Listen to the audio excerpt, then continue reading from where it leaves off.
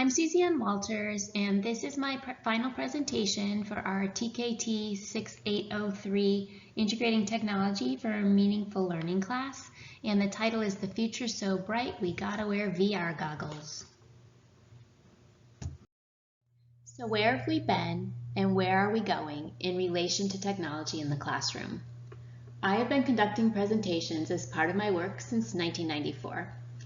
Back in the day, you had some note cards and a microphone. Hopefully it was wireless, but usually it wasn't, and you usually had to stand behind a podium. And you talked, and you talked, and you talked. Sometimes you used an overhead projector to show photographs. We have come a long way, baby. Today you can quickly and easily create a multimedia presentation that includes photos, motion, sound, music, and interactive surveys and quizzes. But we're really just getting started. Virtual and augmented reality are going to be game changers for presentations. Augmented reality can really make static images and data come alive with animations and graphics. And visualizing a situation through virtual reality has been shown to increase memory retention. But we'll talk more about that in a minute. So what is presentation software? Classified as a linear multimedia presentation in our text by Grabe, presentation software allows the user to create slides that include text, video, and audio to engage the audience in the topic. It should be used as a guide or outline for the lecture. Aesthetics really matter, as how something looks has been found to closely be linked to its perceived usability and the user's satisfaction. How does it help? When PowerPoint first burst on the scene, one early study by Lowry showed that students were retaining more information when it was used when compared to chalkboard methods. In the years that followed, there was mixed research showing in some instances students who were given a slide presentation did better on an assessment, while Susskind in 2005 found no significant difference between overhead projector and slides. In 2012, research by Thielich and Parabo showed PowerPoint as the industry standard. Some 20 years later, the research is still mixed. Baker found that adults who have grown up with PowerPoint tend to learn the same with or without the use of the slides, while younger students still retain more information when presentation software is used. The current research urges instructors to use presentation platforms in conjunction with other software and/or media to enhance the learning experience. So the commonly used platforms today include Prezi, Google Slides, Keynote, all of which have free options, and PowerPoint, which is included in Microsoft Office, which is a commonly used package at businesses and institutions. So let's take a look at some of the newer, more cutting-edge platforms for presentation software. The first one that I reviewed is called Beautiful AI. Beautiful AI allows you to add your thoughts, and then it designs the slides for you and makes all the adjustments so that the text and media align. The pros of this software are that it's really easy and really fun. You can spend a lot of hours just creating really beautiful presentations with Beautiful AI.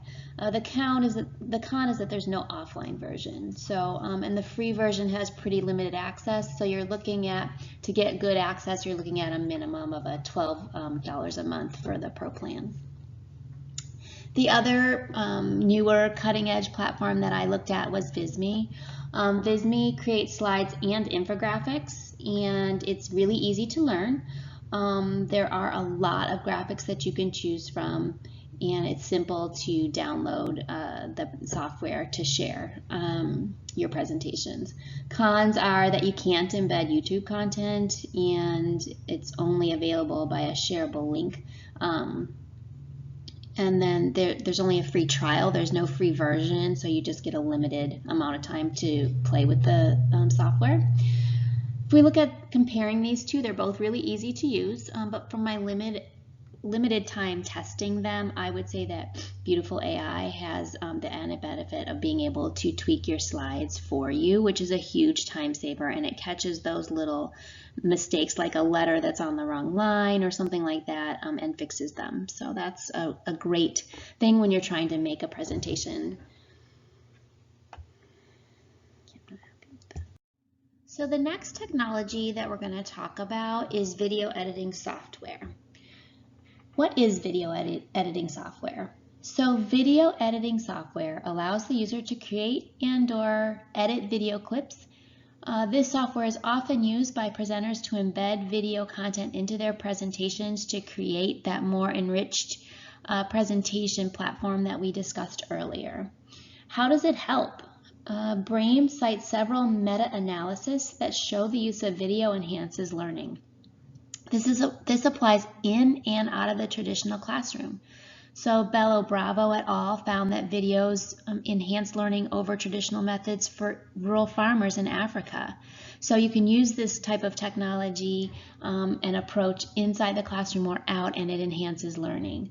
We know that video can help audience members engage in a presentation, but in my experience, using videos helps to immerse the audience in a topic in a way that other approaches just can't. Some commonly used platforms today are Adobe Premiere, Final Cut, and Corel. So I looked at two software platforms that do video editing. The first one that I reviewed was called LumaFusion. LumaFusion allows you to edit video even on your phone. The pros of this particular software are its price and the ability to be mobile, right? So you can do this from your phone, which is something that you don't find with many of the other softwares. The con is that it can be a little glitchy and slow, but the price at $20 is amazing. The other software that I looked at was called PowerDirector. This is video editing that allows you to put motion, graphics, and text on your videos. The price is, it starts at $49 a month. They also have lifetime licenses available, so if you're someone that does this type of work frequently, it would probably be worthwhile to invest in the lifetime license because it seems to be more cost effective. The pros of PowerDirector are there's literally over 500 templates and it's very easy to use. The con is that it's Windows only. At this point, there's no Apple version.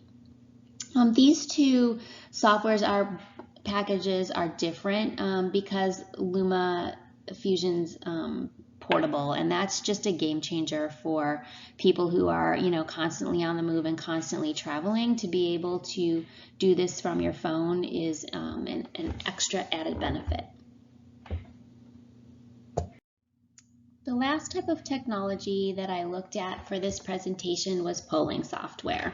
So what is polling software? Polling software and polling applications allow for audience interaction during a presentation. The presenter can pose a question and possible answers and survey the group to see where they stand on various issues, and the results show up right on the screen. How does this help? So polling programs allow the audience members to interact with the material in a different way, and it also lets the presenter gauge where the audience is with different issues and questions and formulate, their material in a way that can address where they are, which is really helpful when you're doing presentations. Some commonly used platforms today are Crowdper, Pigeonhole Live, and SendSteps. So the software that I decided to evaluate for this presentation include Poll Everywhere and Glisser. So Poll Everywhere does real-time interaction with the audience. The pros are that it's mobile and it's very easy to use. The cons, it can be costly to access the advanced features which allow you to do more advanced types of questions and also larger groups. So the limited free version is only really usable for small groups. For Glisser, you can create question and answers, quizzes, polls, and other interactive presentation materials. The pros are there are a lot of options and it's very cool. It's very slick looking. Cons, limited free trial, and I couldn't find any pricing information available for the upgrade online. So I found that, it's a little hard to know how much it's going to cost if you can't find any pricing on their website. If you compare these two, Poll Everywhere is easy, it's quick, it has a free version. The free version's not a trial, it's just limited. Glisser has a lot more features and can do more complex surveys, but it also may be too expensive since we don't know how much it costs. So what is the future for presentation software? The future is really bright. Many of us have experience with role plays. Role plays are a form of simulation, and virtual reality takes role plays and just kicks them up a notch. So virtual reality creates a simulation of a real-world environment. This is used commonly in games, in education in the classroom, and healthcare, amongst others. Simulations are very useful learning tools that can be employed in all 4 stages of instruction, so presentation, guidance, practice, and assessment, according to Alessi and Trollope 2001. Augmented reality can make static images and data come alive. It uses animation and graphics. In augmented reality, we can superimpose a computer image over a real image and bring a completely different dimension to the assignment or project. These are really exciting times for presentation software.